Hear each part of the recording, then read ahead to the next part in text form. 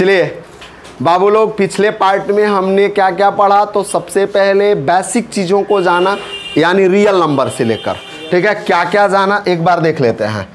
सबसे पहले हम लोगों ने शुरुआत किया था कि वास्तविक संख्या में दो पार्ट है भाई, एक तो परिमेय संख्या, दूसरा अपरिमेय संख्या। अब इसको अभी आगे जानना है, यहाँ हमने इसको ब्रेक लगा दिया कि नहीं, इसके बारे में कहाँ जानना हम लोगों को, आगे जानना है। अब देखो भाई, फिर हमने सोचा कि सब आपको क्या किया जाए, बेसिक बताया जाए। तो बेसिक में प्राकृत संख्या के बारे में आपने पढ़ा, पूर्ण संख्या के बारे में पढ़ा, उसके बाद से पूर्णांक के बारे में पढ़ा, भाज्य संख्या के बारे में हम लोगों ने पढ़ा, उसके बाद हम लोग किसके बारे में पढ़ा, अभाज्य संख्या, उसके बाद सम संख्या, उसके बाद विषम संख्या, और सम संख्या और विषम संख्या का स्वरूप कैसा होता है, तो 2m और 2m + 1 या 2q या 2q + 1 के रूप का होता है। इसके बारे में हम लोगों ने पढ़ा।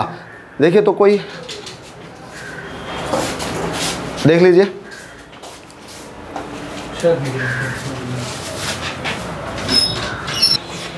देखो भाई, तो हम लोग क्या पढ़ रहे थे भाई, इसका 2q स्वरूप होता है किसका, तो धनात्मक विषम पूर्णांक का, धनात्मक विषम पूर्णांक यानी 2q + 1 के रूप का होता है, यानी किसी भी सम संख्या से गुणा करके उसमें 1 ऐड कर दो, विषम पूर्णांक मिल जाएगा आपको। और किसी भी सम संख्या में किसी भी संख्या में सम संख्या से गुणा कर दो तो वह सम पूर्णांक मिल जाएगा। अब हम लोगों को मुख्य रूप से जो पार्ट पढ़ना है उस पर चर्चा करते हैं। चलिए आगे बढ़ते हैं हम अपने क्लास की ओर। और हम लोगों का क्लास क्या है भाई, वास्तविक संख्या।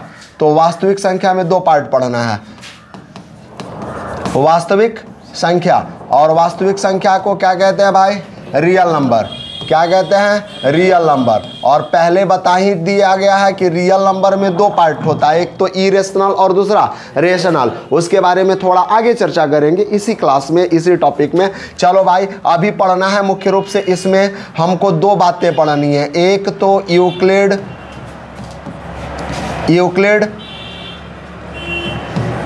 का विभाजन प्रमेयिका, यूक्लिड का विभाजन प्रमेयिका,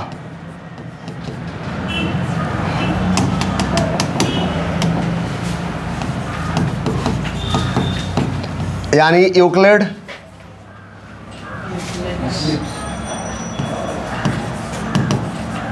यूक्लिड्स डिवीजन लेमा। अब देखो बिल्कुल नया वर्ड आया भाई, क्या नया वर्ड आया, लेमा क्या है, प्रमेयिका क्या है। चलो चर्चा करते हैं। दूसरा इसका पार्ट लिखने दो भाई। दूसरा क्या पार्ट है, अंक गणित का आधारभूत प्रमेय, गणित का आधारभूत प्रमेय, अंक गणित का आधारभूत प्रमेय, आधारभूत प्रमेय, अंक गणित का आधारभूत प्रमेय। इसको क्या लिखते हैं भाई, basic fundamental theorem of arithmetic.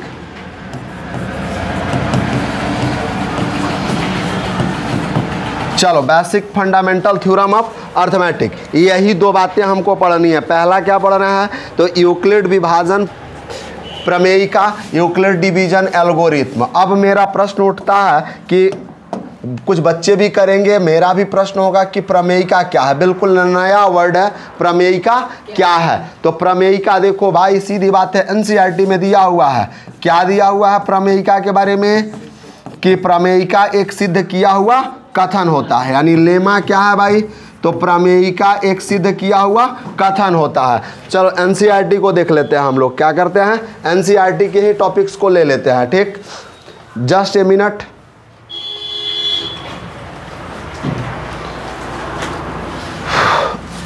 Just a minute भाई। अब देखो तो भाई, हम एनसीईआरटी के ही टॉपिक्स को, लाइन को ले लेते हैं, एनसीईआरटी के लाइन को ले लेते हैं। देखो एनसीईआरटी का ये आपका पहला चैप्टर है, आपके पास आपका अपना किताब होगा। हम आप ही के किताब को क्या किया है, स्क्रीन पर ले लिए हैं, वास्तविक संख्या है। अब इसमें से हमको देखना है कि लेमा क्या है। देखो सबसे बड़ी चीज़, यूक्लिड विभाजन प्रमेयिका क्या है, लेमा क्या है। पहले प्रमेयिका के बारे में जानना है भाई, लेमा क्या है। तो देखो भाई, सबसे पहले लेमा किधर गया, ऊपर चला गया, देख के बताओ भाई किताब से। हाँ, ऊपर चला गया ना। यूक्लिड विभाजन प्रमेयिका, यही चल रहा है। ये तो विभाजन एल्गोरिथम हो गया।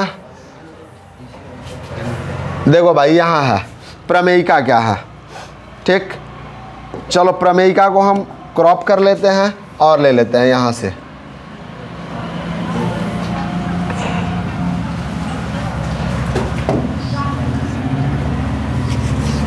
देखो भाई ये प्रमेयिका हो गया। प्रमेयिका क्या है, अब आपके मन में प्रश्न जो था उसको आप आसानी से क्या कर सकते हो, लिख सकते हो प्रमेयिका क्या है। तो आपको अगर इंग्लिश चाहिए भाई तो वही एनसीईआरटी इंग्लिश पॉइंट्स को क्या करोगे, आप उठा लोगे। देखो प्रमेयिका क्या है, तो प्रमेयिका एक सिद्ध किया हुआ कथन होता है, यानी lemma is the proven statement. Lemma is the proven statement. क्या लिखोगे भाई कि lemma is a proven statement. Proven statement, lemma is a proven statement, सिद्ध किया हुआ कथन होता है और इसे एक अन्य कथन को सिद्ध करने में प्रयोग किया जाता है। प्रूवन स्टेटमेंट बाय विच, जिसके द्वारा वी प्रूव another स्टेटमेंट,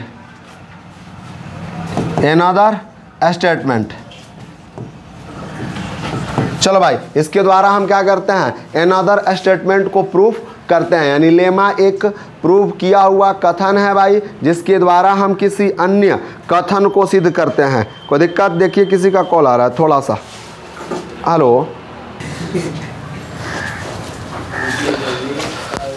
चलो बाबू लोग देखो तो प्रमेयिका एक सिद्ध किया हुआ कथन होता है, इसके बारे में हमको जानना था। यानी लेमा क्या है, तो lemma is a proven statement with the help of we prove another statement, यानी इसके सहायता से हम क्या करते हैं, अन्य कथन को सिद्ध करते हैं। तो लेमा की तो बात हो गई, लेकिन कहीं कहीं इसी को कुछ लोग कहते हैं यूक्लिड विभाजन एल्गोरिथम। यूक्लिड विभाजन एल्गोरिथम, इसी का नाम आता है भाई कुछ किताबों में, कहीं कहीं देख लो भाई। इसका दूसरा रूप मान लो, इसका क्या मान लो, दूसरा रूप यूक्लिड विभाजन एल्गोरिथम। क्या मानना है, यूक्लिड विभाजन एल्गोरिथम। देखो भाई यूक्लिड विभाजन एल्गोरिथम, यूक्लिड विभाजन एल्गोरिथम,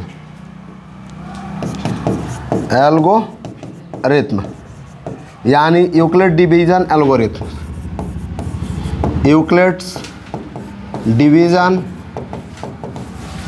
एल्गोरिथम्स। अब देख लो यूक्लिड डिवीजन एल्गोरिथम, बिल्कुल नया वर्ड तुम्हारे पास मिला कि एल्गोरिथम क्या है सर जी, बता दीजिए। एल्गोरिथम यानी एल्गोरिथम क्या है, तो एल्गोरिथम आपको करना कुछ नहीं है, वही एनसीईआरटी के लाइन को ही एल्गोरिथम में ले लेना है। एनसीईआरटी के लाइन को एल्गोरिथम में आप ले सकते हो भाई। एल्गोरिथम दिखाई दे रहा है यहाँ कि एल्गोरिथम सुपरिभाषित चरणों की एक श्रृंखला होती है जो एक विशेष प्रकार की समस्या को हल करने की एक प्रक्रिया या विधि प्रदान करती है। तो मैं इसे आपकी स्क्रीन पे ले लेता हूँ। चलिए देखिए एल्गोरिथम, यहाँ से अब प्रयास करते हैं कि हमारे, छोड़ दो इस तस्वीर को, आप अपने किताब में देख लेना, ठीक है।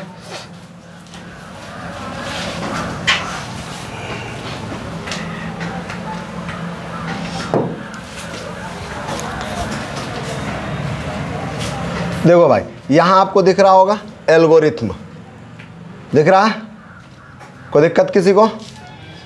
चलो एल्गोरिथम क्या है, तो एल्गोरिथम के लिए देखोगे कि एल्गोरिथम सुपरिभाषित चरणों की एक श्रृंखला होती है जो एक विशेष प्रकार की समस्या को हल करने की एक प्रक्रिया या विधि प्रदान करती है। क्या प्रदान करती है, विधि, यानी मेथड देता है। एल्गोरिथम से क्या मिलता है, हमें मेथड मिलता है, जो किसी प्रकार की समस्या को कैसे हल करें, कौन सा टेक्निक लगाएं, यह एल्गोरिथम से प्राप्त होता है। अब तो समझ में आ रहा है ना। अब देखो भाई, अब शब्द एल्गोरिथम, यह जो एल्गोरिथम शब्द है, यह शब्द 9वीं शताब्दी के एक फारसी गणितज्ञ अल ख्वारिज़मी के नाम से लिया गया है। किसके नाम से लिया गया, अल ख्वारिज़मी। अभी आप अल ख्वारिज़मी साहब का फोटो देख रहे थे। वास्तव में शब्द अलजबरा भी इन्हीं की किताब लिखी पुस्तक हिसाब अल जबर व अल मुकाबला से लिया गया है। यानी सब दो शब्द इनके किताब से आ गया भाई। पहला क्या आया? एल्गोरिथम शब्द आया, यानी देख लो पहला क्या आया? एल्गोरिथम, ठीक है, एल्गोरिथम। दूसरा क्या आया भाई? एल्गोरिथम। दूसरा क्या आया? अलजबरा, यानी क्या आया? अलजबरा। यानी दो शब्द इन्हीं के किताब, किताब का नाम क्या भाई? यहां दिखाई दे रहा है, हिसाब अल जबर व अल मुकाबला, हिसाब अल जबर व अल मुकाबला, इससे लिया गया है। कोई दिक्कत? अब एल्गोरिथम विधि तो प्रदान करती है, लेकिन एल्गोरिथम का प्रयोग करके हम ज्ञात क्या करते हैं? तो HCF निकालते हैं। क्या निकालते हैं भाई? HCF निकालते हैं। एल्गोरिथम का प्रयोग करके क्या निकाला जाता है? HCF निकाला जाता है। तो आप इतना नोट करोगे, उसके बाद एल्गोरिथम से रिलेटेड हम लोग क्या करेंगे भाई? HCF ज्ञात करने की विधि को देखेंगे, ठीक है। विभाजन प्रमेयिका का क्या है अर्थ समझेंगे, ठीक। हमें प्रमेयिका के ही बारे में पढ़ना है। एल्गोरिथम हमने बता दिया कि बस एक टेक्निक देता है, ठीक है। चलो इसको नोट कर लो आप लोग, उसके बाद आगे बढ़ते हैं हम लोग। वीडियो पॉज करके नोट कर लो। चलो हो गया होगा, आगे बढ़ते हैं भाई। अब देखो, अब हमें यूक्लिड विभाजन प्रमेयिका पढ़ना है। तो यूक्लिड विभाजन प्रमेयिका क्या है देखते चलते हैं। देखो भाई, यूक्लिड विभाजन प्रमेयिका, यूक्लिड्स डिवीजन लेमा, कोई दिक्कत? या एल्गोरिथम कह लो, प्रमेयिका कह लो, लेमा कह लो, या एल्गोरिथम, यही लिख देते हैं। चलो भाई, एल्गोरिथम, ठीक। चलो इंग्लिश में क्या लिखोगे? यूक्लिड्स लेमा या एल्गोरिथम। चलो, यानी ये देखो भाई, इसमें कहा क्या जा रहा है कि दो धनात्मक पूर्णांक ए और बी दिए रहने पर, ए और बी दिए रहने पर, यानी दो धनात्मक पूर्णांक ए और बी दिए रहने पर हमें अब क्या करना है? तो कोई ऐसा पूर्णांक मिले जिसमें Q और R हो, तो उनके बीच एक रिलेशन बन जाएगा, उनके बीच एक रिलेशन बन जाएगा। यानी किस प्रकार का रिलेशन बनेगा? तो आप बचपन से बनाते हुए आए हो, तो पहले लिख देते हैं कि दो धनात्मक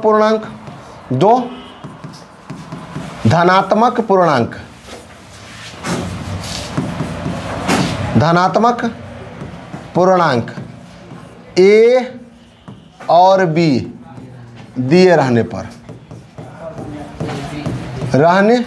पर दो धनात्मक पूर्णांक A और B दिए रहने पर,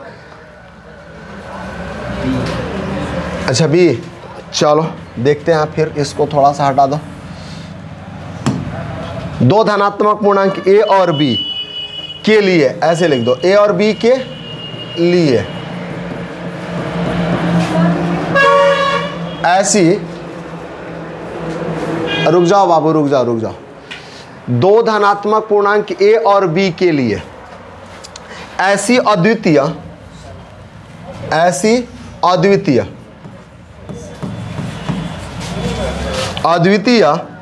पूर्ण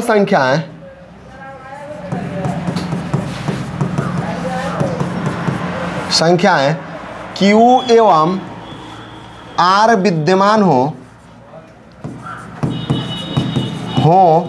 कि, R विद्यमान हो कि, क्या हो जाएगा भाई? A बराबर BQ प्लस R, A बराबर BQ प्लस R, जहां R का मान क्या होगा भाई? R तो होगा, अब बताओ, तो R होगा, लेकिन यह 0 के बराबर हो सकता है और हमेशा किससे छोटा हो सकता है? 1 से छोटा हो सकता है। यानी 0 से बड़ा या 0 के बराबर, 0 से बड़ा या 0 के बराबर। लेकिन 1 के जगह पे हम B लिख लें तो और अच्छी बात हो जाएगी। 1 के जगह पे क्या लिख लें? B। यानी कई बार ऑब्जेक्टिव के रूप में पूछा गया है कि यूक्लिड विभाजन प्रमेयिका में R का रूप कैसा होता है, R के लिए कौन सा रिलेशन सही है तो आप क्या लगाओगे, यह रिलेशन लगाओगे भाई। यानी 0 क्या होगा भाई, तो हमेशा बड़ा होगा, किस 0 से बड़ा होगा r और b से छोटा होगा। अब आपको समझ में नहीं आ रहा होगा कि क्या है भाई, तो अब कुछ मत करो। आप बचपन के क्लास में भाग देते थे भाई। यहाँ क्या होता था, भाजक, क्या होता था, भाजक। यहाँ क्या होता था, भाज। यहाँ क्या होता था, भागफल। और नीचे क्या होता था भाई, शेषफल। क्या होता था, शेषफल। यही ना प्राप्त होता था नीचे। यानी भाग देने पर तो भाजक को क्या कहते थे, डिवीजर। क्या कहते थे भाई, डिवीजर। इसको क्या कहते थे, भाज्य को क्या कहते थे, डिवाइडेंड। चलोगे भाई, इसको क्या लिखते थे, क्विसेंट। और इसको क्या लिखते थे भाई, रिमाइंडर। ठीक है। अब सुनो, भाजक, भाज और भागफल और शेषफल, इनमें कुछ रिलेशन बनाए बचपन में। आप क्या बनाए थे भाई, तो बीच वाला मान यानी भाज्य बराबर, बीच वाले मान के लिए आपने क्या लिखा था, भाज। भाज्य बराबर क्या लिखे थे, भाजक गुणे भागफल प्लस शेषफल। यही ना लिखते थे, भाजक गुणे भागफल प्लस शेषफल, भाजक गुणे भागफल प्लस शेषफल। चलो इसको नीचे ले लेते हैं, ठीक है। अब इसको भी लेके आओ भाई, प्लस शेषफल लगाते थे। यानी इंग्लिश में क्या लिखते थे भाजी के लिए, अब बताओ भाई, भाजी के लिए क्या लिखते थे, क्या लिखते थे, डिवाइडेंड। तो लिखेंगे भाई डिवाइडेंड, और इसके लिए divisor plus quotient plus remainder. हाँ, डिवीजर इंटू क्विसेंट, बात सही है बाबू, डिवीजर इंटू क्विसेंट हो गया, और प्लस रिमाइंडर। ठीक है। चलो ये बातें अब अगर आपको याद हैं तो कोई दिक्कत नहीं है, ये बचपन में आप पढ़े थे। अब यही काम यहाँ करना है। एक क्या है, तो इसके लिए एक छोटा सा हम और एक तरीका आपको बताते हैं। देखो यहाँ वही कहानी लिख लेना है, दोहरा लेना है।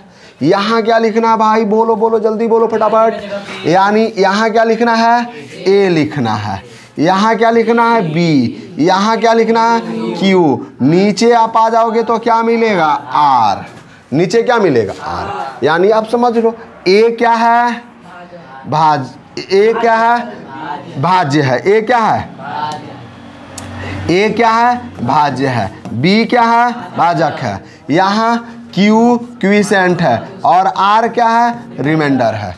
आर का मान क्या होगा, आर हमेशा आर 0 से के बराबर या 0 से बड़ा, और ई क्या होगा भाई, बी हो जाएगा। क्या हो जाएगा, बी। क्लियर है ना, एनी प्रॉब्लम।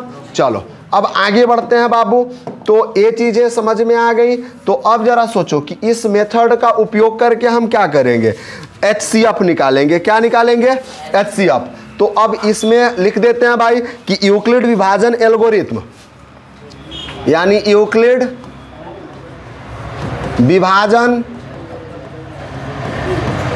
एल्गोरिथ्म, यूक्लिड विभाजन एल्गोरिथ्म। दो धनात्मक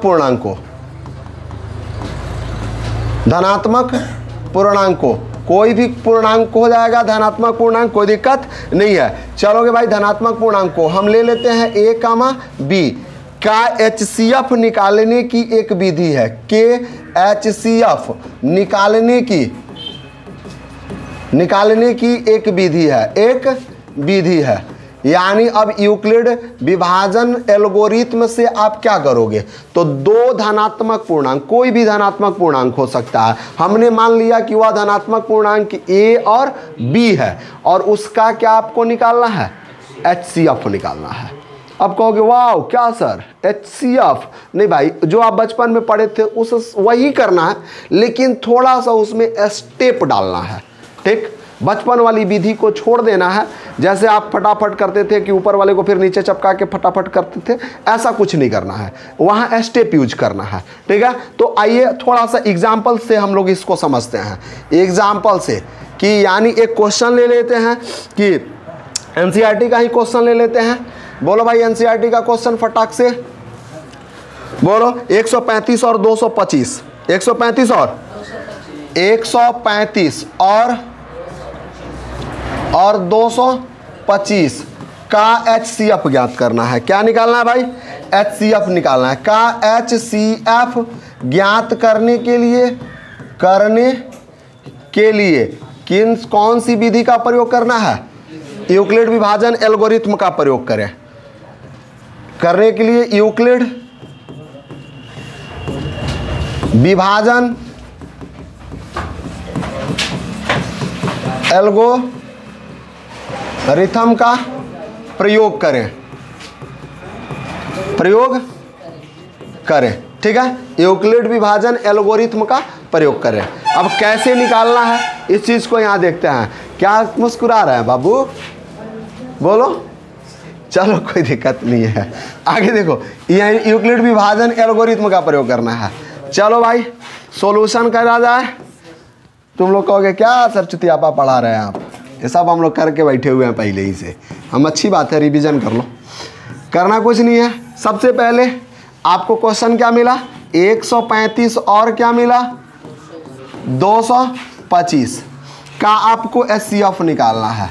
HCF, लेकिन विधि कौन सा यूज करना है? यूक्लिड विभाजन एल्गोरिथम। आप अपने एग्जाम में अगर ऐसे पूछे तो इसके लिए भाई देख लो यहाँ ध्यान से, यही फॉर्मूला अप्लाई करना, नहीं तो फिर कहीं ना कहीं तुम्हारे 2 नंबर के जगह पे 1 नंबर भी आएंगे और फिर पूछेगा तुम कि सर कैसे कम हो गया। वही जैसे तू किया था।